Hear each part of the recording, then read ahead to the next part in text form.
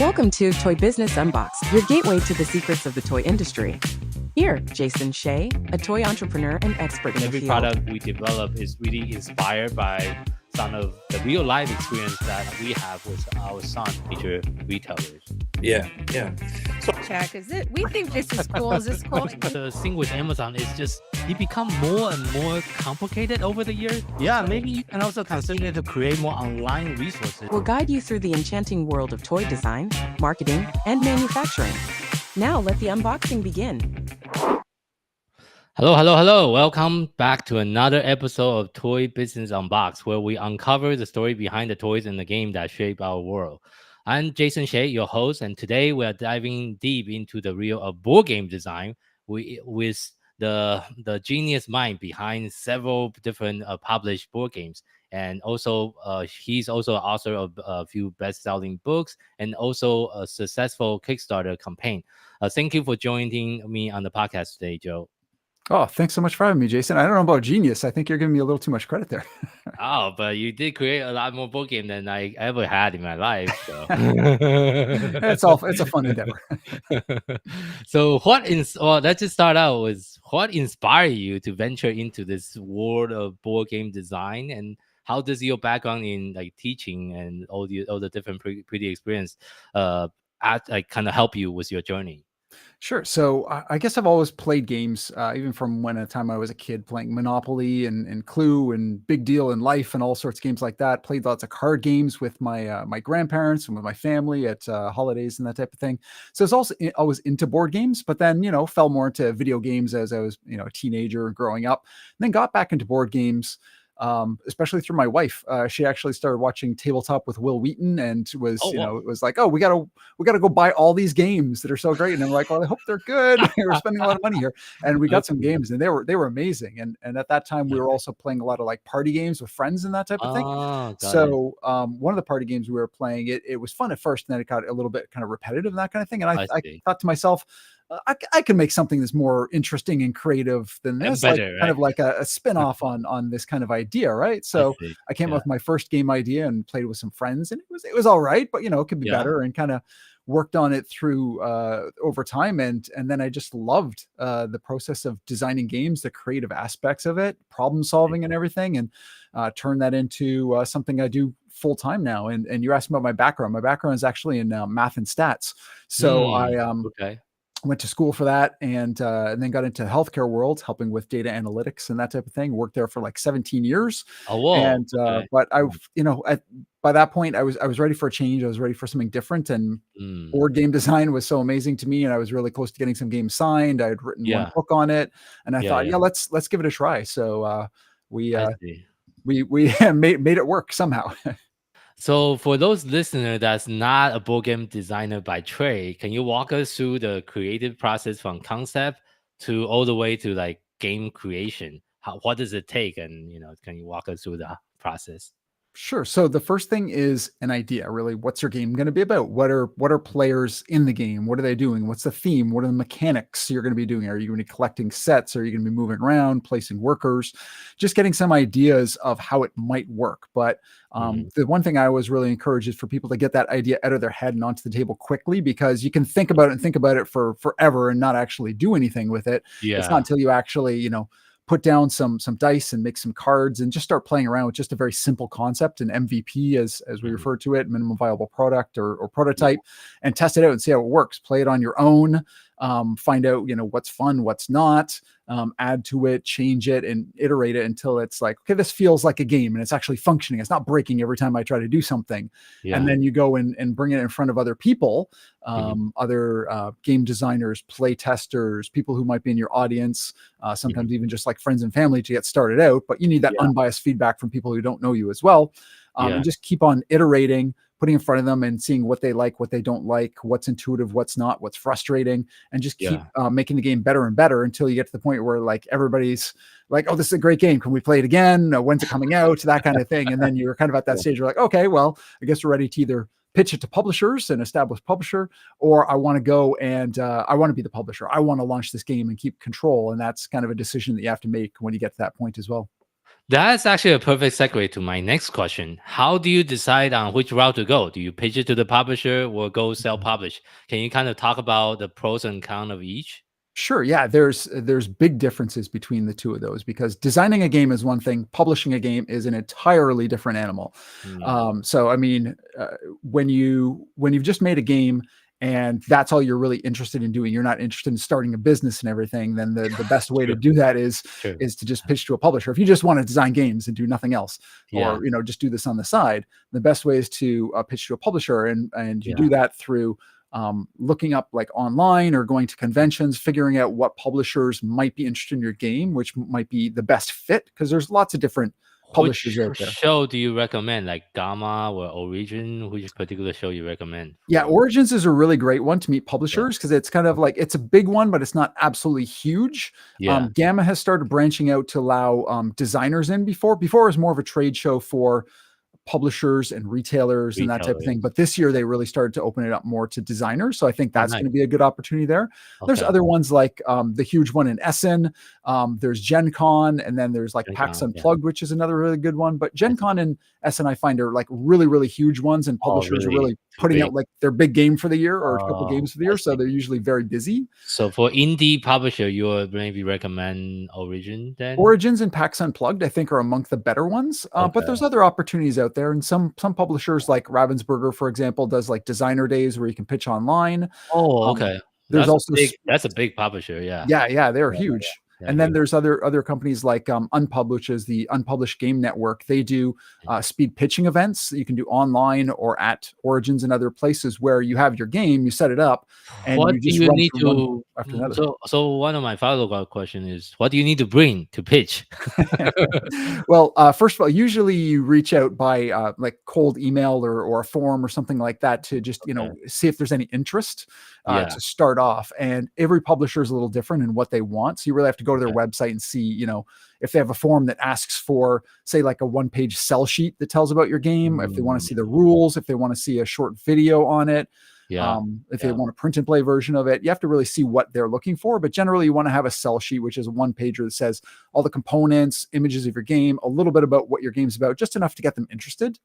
And Mm, then having a short video, maybe 2 or 3 minutes, just talking about what's really cool about your game and just maybe walking through like what a player does on their turn, that type of thing. So having those things ready in your rules and a prototype are really the things you need in advance before you set up those meetings or before a publisher looks at it and says, I'm interested. Can you send me a prototype? okay, okay, okay. The next part of my question is, okay, let's just say you did successful pitch to a publisher. They Mhm. want to publish your game on your behalf. What does a business arrangement usually look like? Is it like a commission structure, or how does it usually work? Yeah, so usually when they license your game, they'll send you a contract and it has provisions in it for royalties, just like you're saying. So works very similar to like a book writer with a publisher, that type of thing. So if they sign Mhm. your game, you may or may not get an advance against royalties, which just puts Okay. some skin in the game. Sometimes they Yeah. do, sometimes they don't. And then Sure. your contract will say like you'll get a certain percentage of either the wholesale um, Retail. or the Okay. retail cost of the game, like the MSRP. You'll get a certain Oh. percentage, and it'll What be is the paid out. typical percentage in Oh, industry? it really ranges, Okay. and it depends if it's based on the MSRP might be a little lower, might be kind of like 2 to 5%. But if it's based on like the wholesale price, it might be a little higher. You might be able to get like 5 or 6 or 7%. But it depends on the Mm, publisher. It depends on your experience, what they think the game's going to do, that type of thing. But then mm. so you'd sign it to them, and then you'd get paid on maybe a quarterly or every 6 months. They'd send you a check based on how many games sold in that period of time. Got it. It's kind of like opposite to licensing because I'm actually very timely. I'm going to licensing expo next week at Las Vegas. So with licensing, it's the other way around. You try to get a license on like the big brands, and then you pay them instead of they pay you, right? Yep. So kind of the opposite arrangement. So it's kind of, but that's very interesting. And my next question is, I know you have several different game that you have already published. Do you have a few games that is currently in your office that you can show the audience as well? Oh, I don't. The only one I have really close at hand. Actually, I have two boxes just close at hand for Relics of Rajavahara, Oh, which sure. was Yeah. one of Can my you games, and then Mayan Curse, which is another one that was on Kickstarter last year and is in pre-production right now. So yeah, Will let me you just mind grab the. sharing like one of the actual one? Yes, that would be amazing. So the audience can actually see what it looked like. For those of you that's listening to the episode on the podcast that would like to see the live demonstrations, please also watch our video on YouTube so you can see Joe kind of showing off his game design. So can you walk through this design, the game design that you did? Sure. So this one's Relics of Rajavahara. It's a solo game, kind of in the puzzly style, kind of like a Legend of Zelda or other NES style games, puzzly games, where you're pushing around blocks and trying to solve puzzles and move from one game or sort of one one level to the next, facing off against the boss at the end, and then advancing, introducing new blocks and that type of thing that come along. And then the other one that was just on Kickstarter last year is Mayan Curse. Big Oh, box. nice. Yeah. This one is set in Mayan culture, where there's a temple that's been discovered, and there's some ancient history you're trying to discover and bring back to the locals. And so you have to traverse across all these different paths using sacred stones. And but kind of Indiana Jones style. Once you get a certain distance, you're going to have these boulders rolling back towards the entrance, and you have to race to get back before them. So there's a little bit of a push your luck aspect in trying to beat your opponents back. Nice. What is the typical age group that you design your game for? Generally, I'll make my games for. I mean, a lot of the games that can be played for like 8 and up. Other ones might be like 12 or 14 and up. Just depends on the complexity of the game itself. How long is a typical playtime? I tend to design games that are somewhat shorter than others. Okay. On the market, I don't really play super long games. So generally, my games will play in like 30 to 45, maybe 30 to 60 minutes.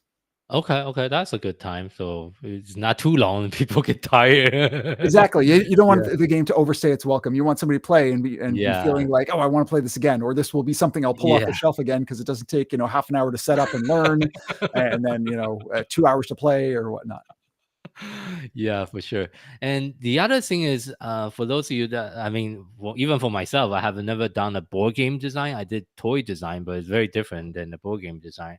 But for the board game design, do you have any good resources for 3D prototyping, or like maybe I know there's like different print on demand board game company that can print like the board game in very low quantity, so you can test out the prototype.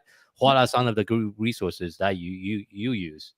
Yeah, some of the companies that I've used and that others have used would be the Game Crafter. That's one of the better known ones for making prototypes. And they can make like your whole prototype or just send you components, that type of thing. There's Okay. Print and Play by Ad Magic. There's Board Games Maker. There's if you're just doing like a straight up card game, you can go through like Drive Through Cards or Printer Oh. Studio. And that's you a can lot. get them printed at like any quantity from like one copy to like a handful. But if you're going for anything really large, you're obviously going to want to go through a mass production, which is going to be 500 plus copies. So that's just if you want like prototype copies for your demos, copy to send out to reviewers, that type of thing. I see. And when do you switch the supply chain and have it manufactured in China instead? Oh, so that would generally be after you, like if you're going to be a self-publisher, usually after you run like a Kickstarter or other crowdfunding campaign. So you were talking about Yeah. earlier, how do you make that decision Yeah, about which one to go through and which are Yes. the pros and cons? So yeah, we can talk about that a little bit. Sure. When you're doing it on your own, there's a lot more work involved. There's a lot more costs involved, a lot more risk, that type of thing. Yeah. But also a lot of the benefits that go along with it. You maintain creative control, which is huge for a lot of people. Because if you sign your game over to a publisher, they could change the name, the theme, anything about it. Okay. So you maintain all your creative control. But I mean, you're the one that's going to have to invest in art and graphic design and rule book and maybe like a crowdfunding video and anything else you need, advertising, copies, reviews. Well, you're running your own business now. So Exactly. So it's a lot more work, obviously. 100%. But for a lot of indie creators, we'll use a crowdfunding platform like Kickstarter, like GameFound, like BackerKit. Launch your game there, and people can see it. You've advertised, you've built your audience up ahead of time, which you really need to do because you can't just rely on just people seeing it just then and there. So running ads, going to demo, going to conventions, demoing your game, that type of thing, building up an email list. And then when you launch, then you have all these people who are super interested in your game, and then they back your game. And what they're doing is they're putting in a commitment. They're saying like, I'm going to spend $40 or $50, whatever it is, to get your game when it comes out. Now they know there is a risk involved in that because some campaigns don't fulfill. Hopefully are able to do it. But sometimes you back something and you never get something back. So you want to show that you're trustworthy as well, that you know what you're doing. You've got your costs all aligned. Your game looks really good, all those things. And then you collect your funds. And as long as you hit your funding goal, backers' credit cards will be charged, and you'll get those funds about 2 weeks after the campaign ends. But if you don't hit your goal, nobody gets charged, and you're not under no obligation to make your game. So that's at that point where you'd work with your manufacturer. But you definitely want to be working with your manufacturer well ahead of time, because you need to know how much it's actually going to cost to get it made. Are all these things possible? Can they source all the components? All these things. So you need to know well beforehand what you're going to get made, and then what it costs to make 500 copies versus 2,000 copies, etc. Because you get better price points as you go along. But as a new creator, you may only sell a few hundred copies, so you need to be able to get that low quantity of like 500 copies. Yeah, and Kickstarter is a whole different beast. I did a Kickstarter campaign for one of our toys in 2019. But we did horrible. We raised only $10,000 for the whole thing, and we invest so much time and energy. But I guess it depends on the board game and depends on the audience, because for my audience, we design toys for kids with special needs. Not a lot of parents with kids with special needs use Kickstarter. So that's the platform, thing. The platform to begin with, it wasn't the right choice. I think that's also that kind of pretty much we already determined our own fate before we even started.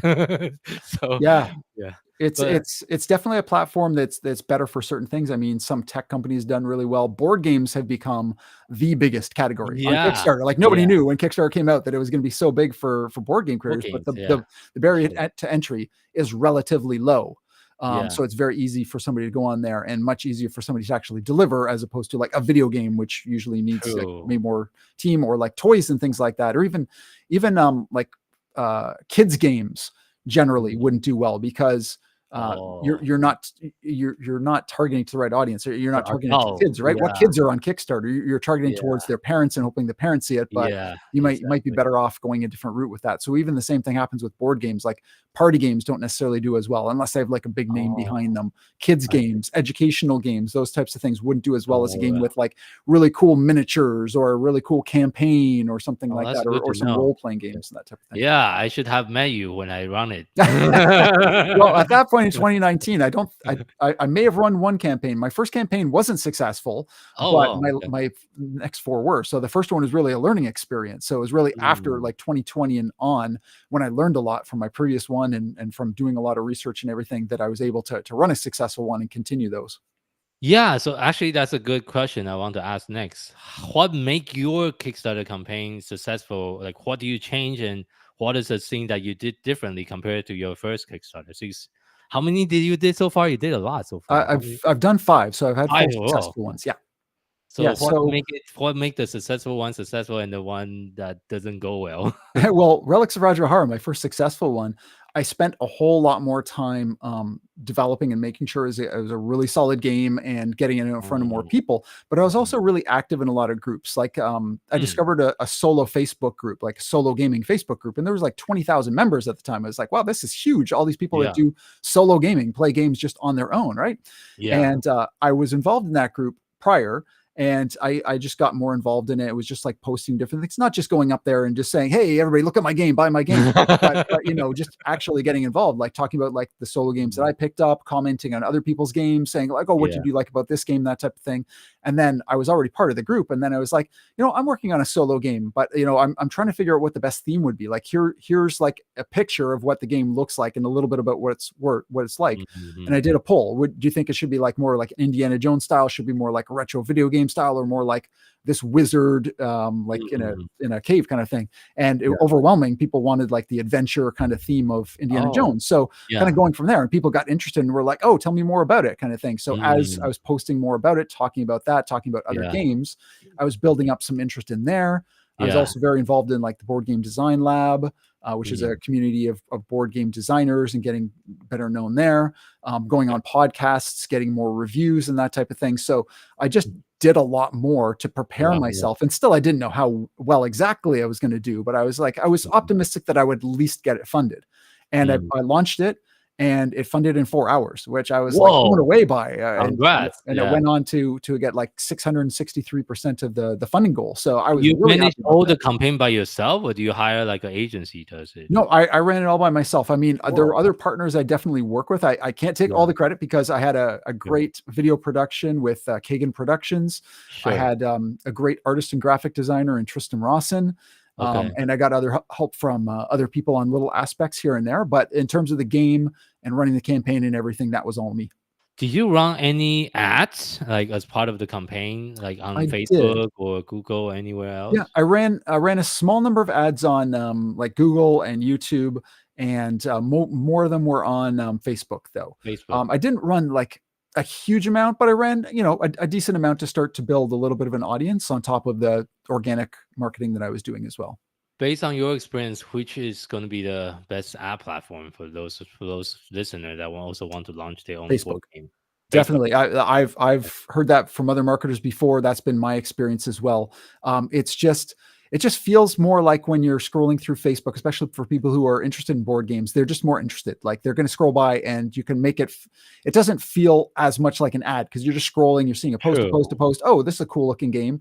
And then, people will engage with it and that type of thing. And just games just look, especially if you have a really good looking game with great art, great table presence, it can really be showed off well there. And the ads can do really well. And I've since run more and more ads. For my Mayan Curse campaign, I ran, I spent a lot more on ads there. And I also used Board Game Geek, which is like the biggest worldwide site for board gamers as well, which got some success, but it's more targeted to more like hardcore gamers. That type of thing. So you really have to match that. Like if I had a party game or something like that, I wouldn't be advertising it on there. But Facebook ads, I think, generally work pretty well. And for my next upcoming campaign, I'm probably going to focus way more attention on ads and try to build that up even bigger for the next one. I see. Will you mind if I geek out about Facebook ad, because I did a lot of Facebook ad over my career as a Absolutely. I'd love to hear your experience too. So first of all, I couldn't really get it to work anymore since post iOS, and actually not spending as much as we used to. For our toys brand, we used to spend like $5,000, sometimes upward of $10,000 a month just on Facebook ad before. But that was before the iOS update. Since the post iOS update, for the listener that's not aware of the update, is what pretty much happened is Apple stopped Facebook from tracking all the conversion data pretty much. And as we know, iOS user is 50% of all internet user. So Facebook lost 50% of all their data overnight because of that changes. So for the marketer or small business owner like myself, that make a huge impact on whether or not ads is performing or not performing, because Facebook now is running blind with the algorithm. They don't know which one of the people that target actually buy. So what we did before, when it was working, we did a lot of like video ads, and we're targeting like lookalike audiences or different like interest-based audience. What kind of target? Let's like kind of dissect it, because there's so many different aspects to the Facebook ad. Let's talk about targeting first. For your targeting, what targeting worked well for the board game for you? Yeah, so it's all about trying to find your right audience first. And what's really I've heard his recommendation is for board games is to really start with an interest base, starting with board games as your interest, but that's not enough. That's too broad. So also Kickstarter. So interest in Kickstarter, because you want to get people who generally are already familiar with Kickstarter and back games there, and then something specific about your game. So for both of my games, I tried to target different things that were kind of adventure related.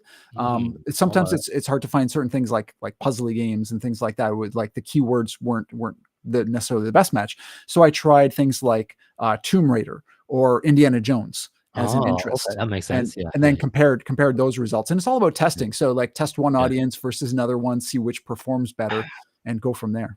I have a good friend. He's also a master digital marketer. He's actually have a totally different approach. Oh, He okay. do open targeting. You know what open targeting mean? For the audience that doesn't understand what open targeting means is you don't do any modification.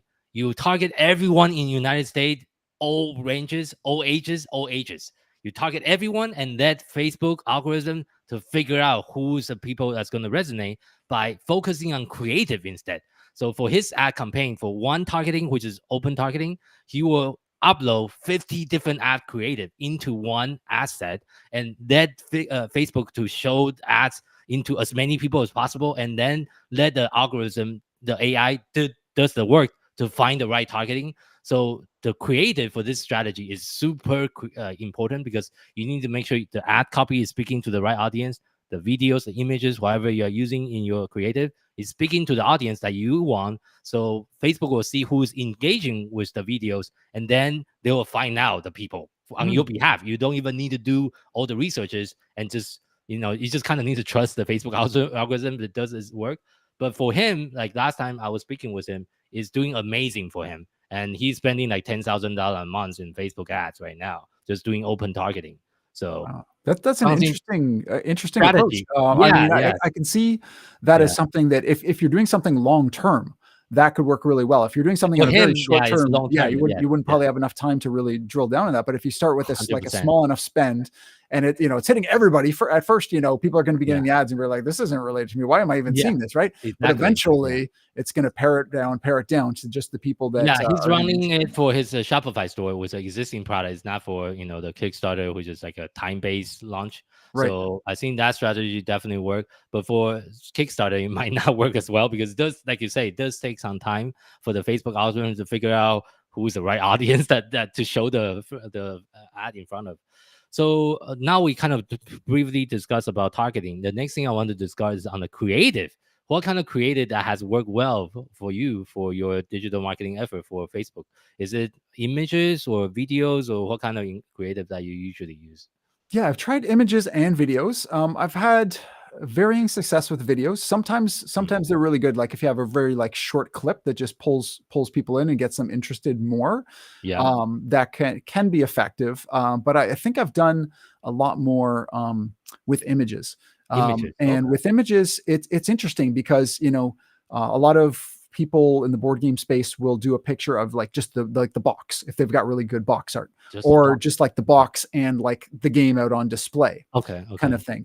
And what I found, and what some other people find too, is sometimes if you have a more natural look, it can Huh. work even better. So if you have What do you like a mean? picture of your game like in action, Oh, even if okay. it's like Okay. the Lifestyle prototype. view. Okay. Yeah, even Yeah.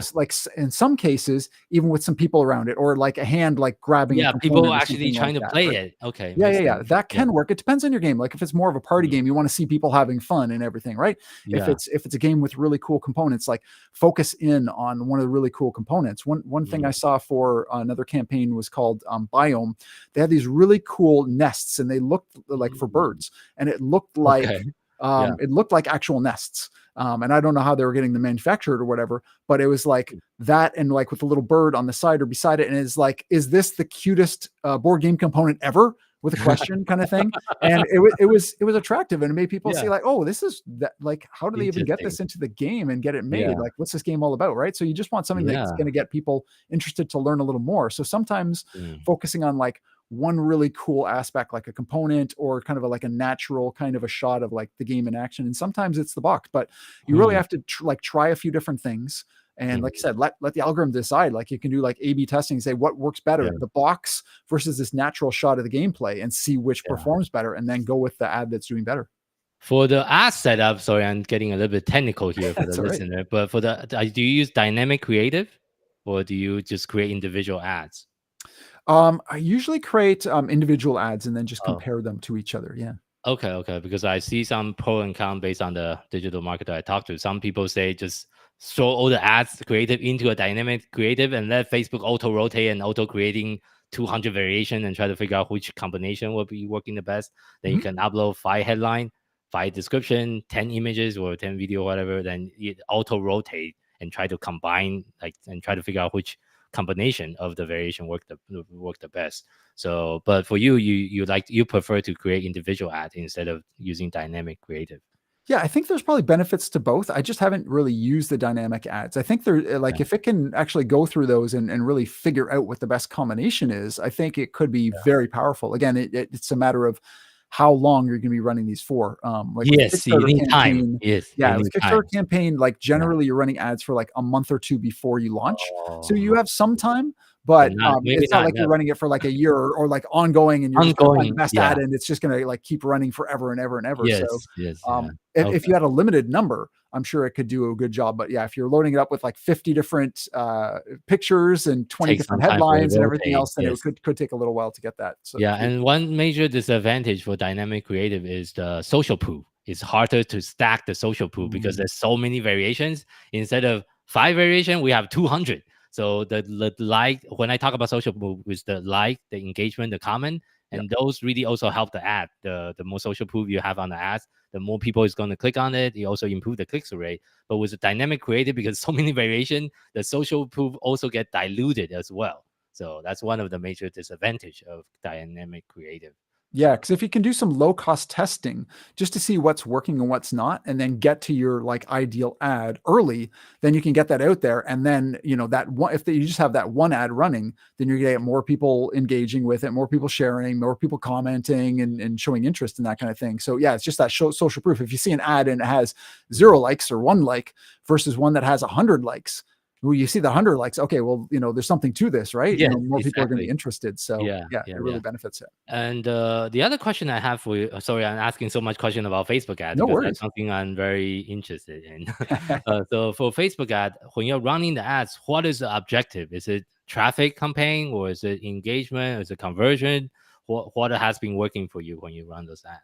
So pre-launch, what you're really trying to do is get leads. So you're trying to get those conversions, people who sign up to your email list. Do you use Facebook lead form or do you drive it to a landing page and try to collect? Drive it to a landing page. I've found and heard that's more effective, especially like you can have more control over that, and you can do different things with your landing page outside of Facebook. I think that's a more effective way. And then when you're running the campaign, so when the campaign actually goes live, then you switch those ads because you're wanting to drive people rather than to the landing page. You want to drive them right to your Kickstarter campaign. Now live, right? Like just funded or whatever, or if it's getting towards the end of the campaign, last days, final days or whatnot. So you can kind of tweak your ads to show like, okay, this is ending soon, or look, it's doing really well. You might want to check this out, that kind of thing. And then just focus on going to the Kickstarter page. Based on your experience, what is your typical cost per lead when you run those kind of ads? Cost per lead. So I've had it range. So I'm in Canada, so I'm going with Canadian dollars rather than US. Okay. So we have to do a little conversion here. But at some points, I've gotten them as low as like $1.50 to $2 per lead, which I've heard is pretty good Canadian, which is actually less than that American. It's maybe like $1.20 to $1.50 or something like that. Yep. But I have at some points even got it down to almost as low as $1. However, talking to some other people, they were saying, well, where are you targeting exactly? And I was like, well, basically English speaking areas like Canada, US, UK, Europe. And they said, oh, be cautious about Europe because sometimes there are some regions in Europe where you'll get a lot of reactions or a lot of leads or a lot of people looking at your ad, but those people have a very much lower conversion rate. So maybe there are some countries or some regions where maybe they don't have as much money or as much intent to buy. So it may make your stats look better than they're actually going to be. Yes. Okay, that's a good piece of advice. And for your Kickstarter campaign, you ship worldwide as well? Yes, I ship worldwide. I mean, other than like a few countries that have difficulty shipping to, which we have to state on the page, we pretty much ship it worldwide. Oh, well, cool. So, okay, so I think that's enough Facebook ad talk today. But for those listeners that want to listen to more about Facebook ad, we can have a separate episode. But I want to go back to the board game design itself. I know playtesting play a really big role in board game design. Can you kind of share your experience about how do you usually do play testings and how do you kind of use those feedback to improve your design before the launch? Absolutely. Yeah. Playtesting your game, getting in front of other people is the most crucial thing. Because if, like, some people, when they're just starting out, are reluctant to show it to anybody because they think, oh, they're going to steal my idea. What if somebody takes this idea? It's worth $1 million, right? But the only way to make your game better is to put it in front of other people, particularly people who are your audience or experienced people who can say, like, here's some problems with your game, or this is running too long, or you need to make some changes here so you can make your game better. So the really part of it is just watching and observing. So sitting back, letting other people play your game. I mean, sometimes you want to be involved, especially if you just made a change or it's early on, you might want to play, but generally you want to sit back and let other people play so you can just take notes and you're not thinking about your strategy at the same time as watching other people.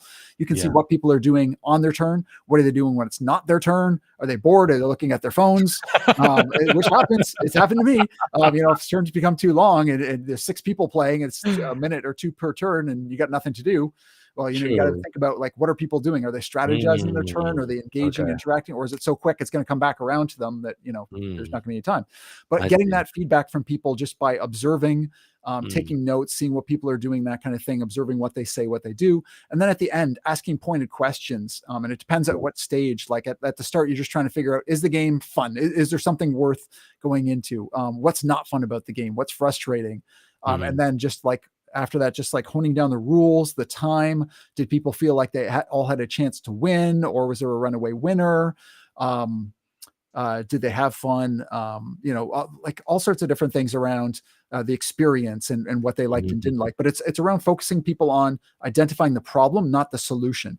Because a lot of times people will be like, oh, I wish I wanted to go and attack that person and do this other thing. Well, maybe your game's not about fighting at all or whatever. So you really want to ask, like, well, why? Why did you feel that way? And sometimes you have to ask why, till you get to the point where, like, well, I couldn't get the resources I wanted. Okay, well, there's so many different ways we can get you those resources. It doesn't have to be through fighting or taking them from somebody else, but you've identified a problem. There's not enough resources going around. So we need to make it easier to get those resources. So it's getting that feedback, making changes, putting in front of another group, and just continually doing that until your game's like is really shining. Do you do those in person or do you do those virtually for playtesting?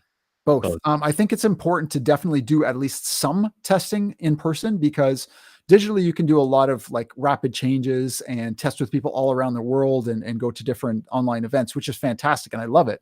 I've even designed games with people halfway across the world who I would never, be able to see in person.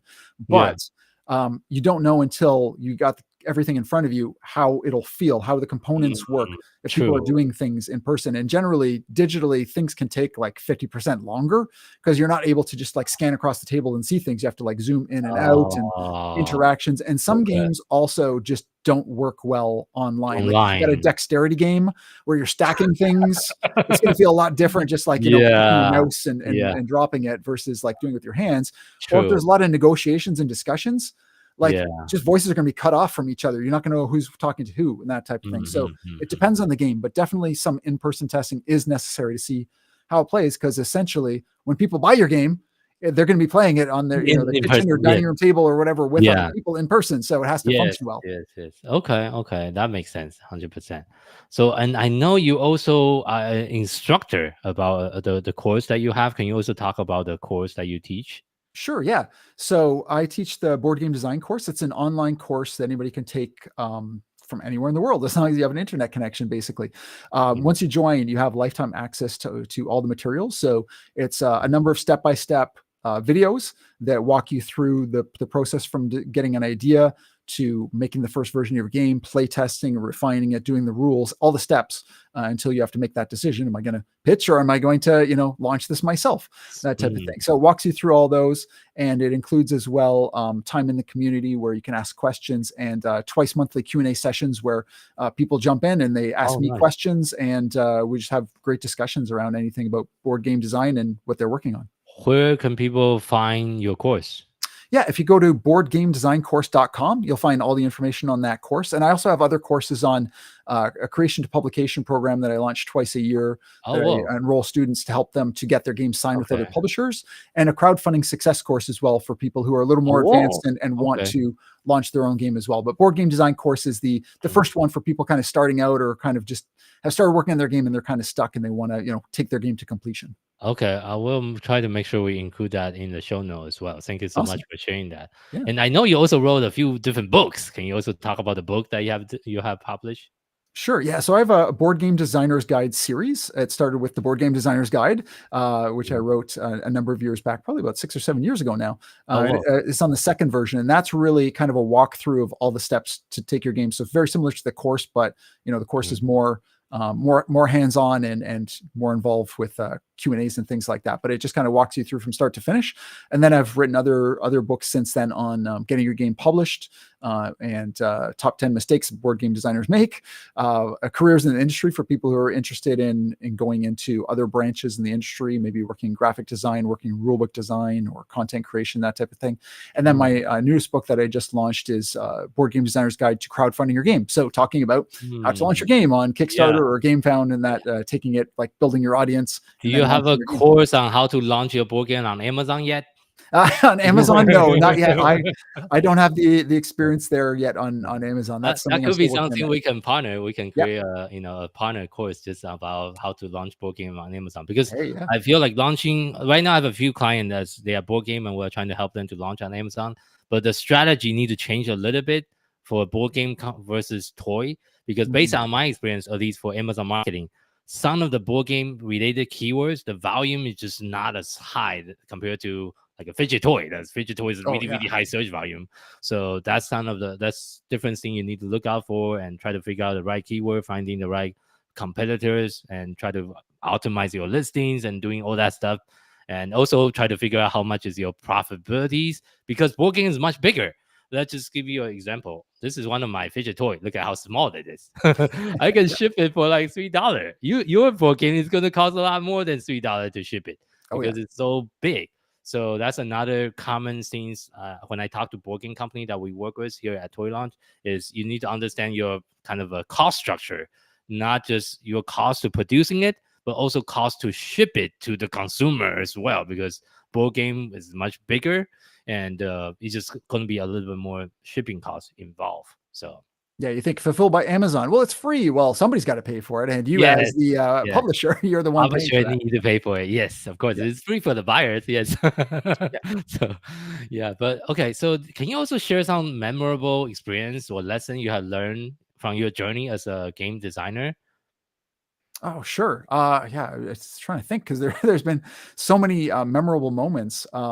Just like meeting such great people in the industry and working on games and everything. I think one of the greatest things is just the people that I've met and that I've collaborated with since then. So particularly my co-designer that I work with a lot, Sylvain Plant, he's a surgeon, and he started designing games, and we met up at local board game design events and that kind of thing, and play test each other's games and everything. And he knew I was working on a word game, and he had a word game idea, and he's like, hey, I got a word game, but I don't know where to go with it. Do you want to work on it together? I was like, oh, sure. Okay, cool. And he showed it to me, and we started working on it. And that game wound up being the first game that either of us signed with a publisher.